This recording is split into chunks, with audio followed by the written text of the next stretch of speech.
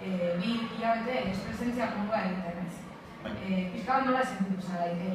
Uste duzu izan dela nola bide berdineko agur eman dizugun laguntza edo modu hori eta ez dut eman diguzuna guri?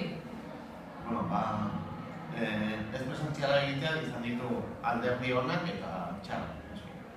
Alde batetik alderdi honak ikusi dudala bestera bat egiteko lan, eta alderdi txarrak noski ez naizela gerala etorri eta ondorioz egon behar izan naizela zuei laguntza eskatzen, irakasleekin korreoz hitz egiten eta horrelakoak. Esan behar dut, bakarrik egin dudanez, azken horieko hau espresentzial moduan, uste dudala, konparatuz, karrera guztia egiten dutenekin espresentziala, ditu dala ventaja asko. Atxe batean egon nahizuekin nik urte terri berarak baten, eta ondorioz uste dut asko zanezagoa dela zuei eskatzea lanak edo... Azkenean, egiten denak espresentziala karrera guztia, eskatu barriete apunteak edo gelaren ondik norakoak, ezagutzen ez duten jendeari eta uste dut, nire aldetik ventaja izan da.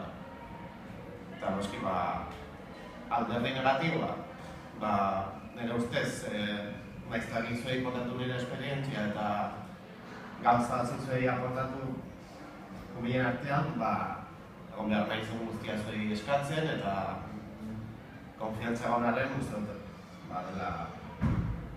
ez dela oso komodoa lan hori egitea. Zuek ze uste duzu? Ni arrarrezkun ditu nahi, bat ez da bilabete honetan. Goratzen ez, kutsuaren hasiera naia, ez genuen elkarra esagutzen, azkar gainera ezautu genuen elkar, eta hasi nien elkarrekin ibiltzen.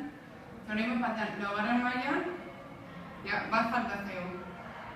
Egiten ari dela hezkuntza berezia. Bai, eta erotzu. Azkenan, labizatetik pasa gara, benetan bizatera. Adibidez, talde lanetan, eta noski jartzen denez lauak, azkenan beste jendearekin egotera behartuta gara. Behartuta. Azkenan ondo hariko gara berarekin lanean, baina berdin izan da. Azken finean, 3 urtetan lortu dugu erosotasun hori, ezagutzen dugu jendearekin lan egitea eta azkenean pertsonari ezagutzen genituen eta sortu da, kurtso honetan sortu da haustura puntu bat, espresentzialen eta presentzaren arteko zuri hori egin behar izan dugu. Alde batetik hori, aberaskarria izan da. Bai, nik uste ditula bere gauza... Txarrak eta honak, bai.